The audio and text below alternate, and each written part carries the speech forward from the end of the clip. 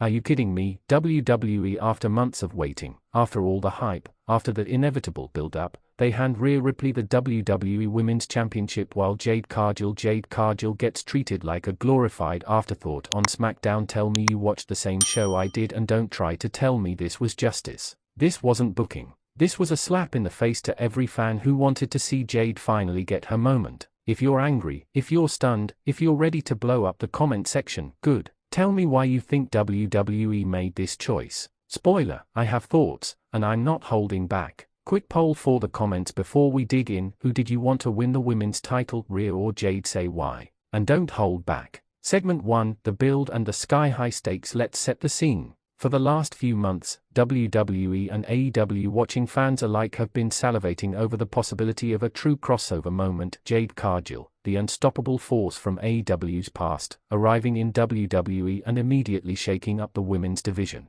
The build teased a collision course. Promos were ominous. Socials were buzzing. Fantasy booking ran rampant. If you believed the hype, and I did, it felt like the writing was on the wall for a new era. Jade is presented as a gene-rational talent, imposing, charismatic, and marketable in a way WWE loves when they actually push someone. That's what makes last night's finish so infuriating. WWE didn't capitalize on a golden moment. Ask in the comments, on a scale from 1 to 10, how strong was Jade's pre-match presentation? Be honest. Segment 2, the match breakdown, play-by-play highlights. Opening bell. SmackDown's crowd is electric. The ring bell cues a matchup that feels like it could change the entire landscape of WWE's women's division. Rhea Ripley and Jade Cargill are staring across at each other like two planets about to collide. The opening sequence is textbook intensity, Rhea's hard-hitting strike game versus Jade's raw power and athleticism.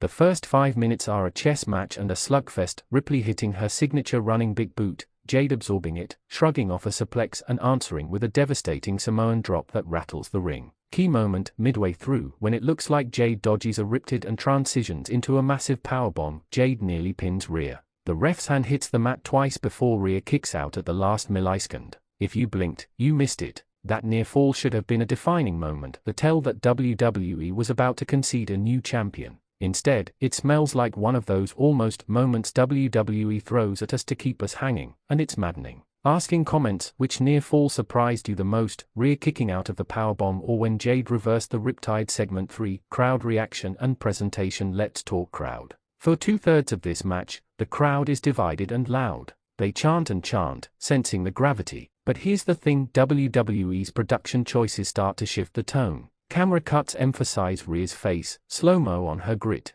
Cue the music and the lighting choices that telegraph this is the future. It's subtle, but it's calculated. WWE is excellent at bending presentation to push narratives. If they want you to accept a champion, they will frame the visuals to make that moment feel canonical. We saw that. They made Rhea look inevitable here, but you and I both know there was another, arguably more marketable, story to be told. Ask in comments, did WWE's production sell you on Rhea's victory? Yes or no? Explain. Segment 4, the finish and why it angers me now. The finish. We build into the last 2 minutes with both women blooded and breathing laboriously. Jade sets up for one of her finishes, the crowd's raw crescendos, and then, suddenly, someone appears at ringside. Was it a distraction? Was it a ref bump? Was it misdirection? The answer, a convoluted interference spot that feels like a film student's attempt at drama. Rhea capitalizes, hits a devastating riptide variant, and pins Jade. The bell rings. Confetti maybe? I don't know. By this point I'm furious. Why does this finish annoy me so much? Because it robs Jade of a decisive loss or a clean, believable title win. Instead of creating an unambiguous passing of the torch moment, WWE chooses a finish that protects both characters in the worst possible way. They keep Rhea strong and Jade credible but not victorious. That's the worst of all outcomes. Fans get neither the catharsis of a new champion nor the perfect vanquishing narrative that makes a loss meaningful. Ask in comments, did the finish feel protected booking to you? Say yes or no and why. Segment 5, booking logic, business versus narrative. Let's be brutally honest, WWE's decisions are always a mix of business instincts and storytelling caution. Rhea Ripley has been a flagship of the women's division for years. She's proven on merch, ratings, and pay-per-view placements. Jade, for all the hype, is a fresh import who could explode in WWE, but she's still a risk for the company's short-term stability. WWE often prefers incremental pushes rather than full-throttle bets on new faces. That's their playbook. It's safe, sometimes boring, but predictable. So was this just financial prudence? Maybe, but here's where it stings. When you waste a once-in-a-generation moment on caution, you undercut audience investment and creative momentum. Counterpoint, a WWE made Jade champion cleanly, they'd have a seismic mainstream story, new era, new powerhouse, fresh merchandising and mainstream headlines. WWE's threshold for risk is inconsistent, and tonight they failed to seize the higher upside. Asking comments, do you think WWE is too risk-averse? Give an example of a time they should have taken a risk but didn't. Segment 6, character work, where both women land. Now talk about character arcs. Rhea Ripley's victory can be presented as the ruthless heel or the dominant champion continuing a legacy. She can be framed as the alpha who refuses to relinquish the throne, an angle that, if handled properly, can give us months of compelling TV. But Jade's arc now becomes the classic almost, but not yet story. She becomes the chasing, hungrier figure, maybe angrier, maybe more driven. The problem is that WWE must commit to Jade's pursuit and book it with meaningful wins. If they don't, Jade will stagnate. So what should happen next? Ideally, WWE runs a revenge arc where Jade picks up momentum, wins on Raw, dominates non-title feuds, gets rematch after rematch until it becomes undeniable that she is the face of a changing era. But we all know WWE sometimes teases and then drops. The danger is that Jade becomes a perpetual challenger who never rises, which would be worse than an immediate title push. We need clean booking that respects Jade's aura and creates stakes. Asking comments, what's your ideal short-term plan for Jade post-match? Immediate rematch, slow burn, or jump to another feud? Choose one and explain. Segment 7, comparisons to historic moments. Let's put this in context. WWE has had similar moments, the Taker vs Batista era, when WWE chose to keep certain faces over newer threats, Brock Lesnar's returns, and the way WWE often preserves established attractions. Sometimes it's genius, keeping a polished long-term draw on top pays dividends. Sometimes it's tragic, stalling an irresistible new star can cost the company momentum and goodwill. Remember when Becky Lynch finally won the women's title and it became a cultural moment? That was a bold commit. Last night lacked that courage. It felt like WWE is playing defense rather than offense. If the company wants to grow, especially with competition and changing audience tastes, it needs to grab the thunderbolt and run with it. Asking comments, which historical WWE decision felt like a missed opportunity to you? Name it and why. Segment 8, the promos, what they said and didn't say after the bell. Promos matter. If Rhea cut a promo that explained why she had to beat Jade and what it meant for the division, it could have softened the blow and provided narrative clarity. If Jade cut a promo, that could have amplified sympathy and momentum. What happened? WWE's post-match promo choices were oddly muted, like they didn't fully commit to either leaving the drama raw or wrapping it with meaningful storytelling. The best follow-up is a fire promo from Jade, raw, emotional, hungry. Let her convey that this is personal, that the loss is a starting point. Then book memorable wins that build credibility. If WWE wants to keep Rhea special, they should let her talk about what it means to be the target and how she will fend off challenges. But again, live and die by the follow-through.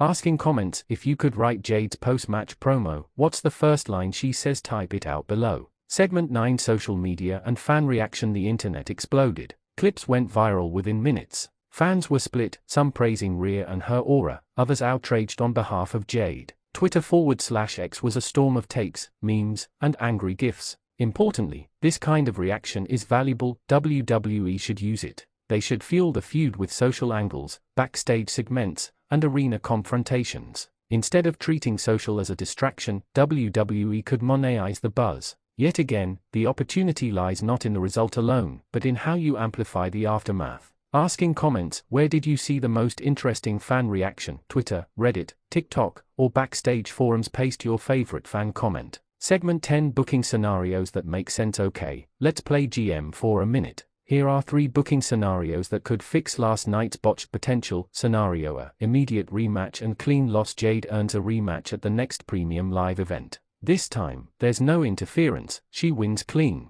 This pivot gives fans vindication and establishes Jade as a credible champion while preserving Rhea as a strong star who can chase again. Scenario B, prolonged feud with a character turn. Rhea remains champion but becomes more vindictive after a controversial win. Jade's pursuit grows darker, she eventually snaps and turns heel or becomes more ruthless, leading to a match that changes both personas and freshens the division. Scenario C, ladder/multi-ball title series. Instead of an immediate one-on-one rematch, introduce a multi-competitor storyline where both women must fight through obstacles, maybe a triple threat with a returning veteran. One of them wins, but the feud continues. This extends the narrative and keeps the spotlight on both women. Ask in comments, which of these 3 scenarios would you pick? A, B, or C? Explain your pick. Segment 11, merchandise, mainstream appeal, and financials. Let's talk dollars. Jade Cargill is a marketing dream, model-like presence, mainstream crossover appeal, and a look that sells out apparel.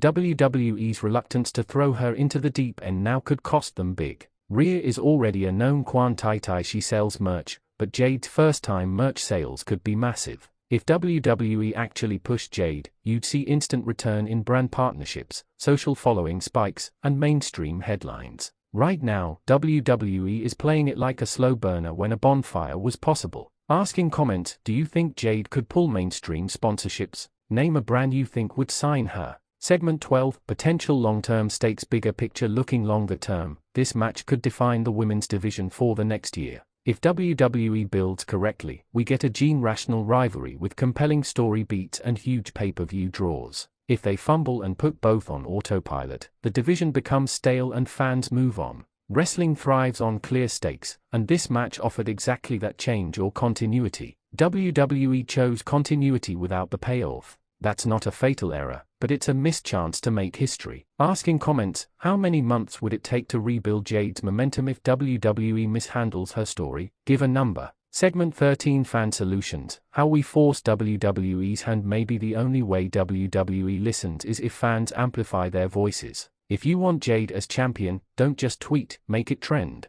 Buy the merch if it exists. Support Jade on every platform. Make the backstage decision-makers hear the chant, not just in arenas but in sales and streaming metrics. Fan pressure doesn't always work, but it's the only card we have when creative stalls. And if you want to see the feud escalate on weekly TV, engage. Clip the moments. Share. Make headlines. Ask in comments, what's one thing you will do to support Jade if you want WWE to push her? Segment 14, my verdict. What I think WWE's real plan was. Here's the brutal truth. I think WWE wanted to keep stability while testing the waters with Jade. They wanted the social spark without risking a long-term, immediate title change. They prioritized a known asset, Rhea, while dangling Jade as tantalizing potential. That's corporate conservative booking. It's safe. It's cowardly when the stakes are this high. That said, if WWE follows through with intelligent booking, meaning Jade gets a meaningful rematch, a dominance period, or a storyline that elevates her, this match can be the beginning of a legendary rivalry. Until I see that follow through, I remain skeptical and pissed off.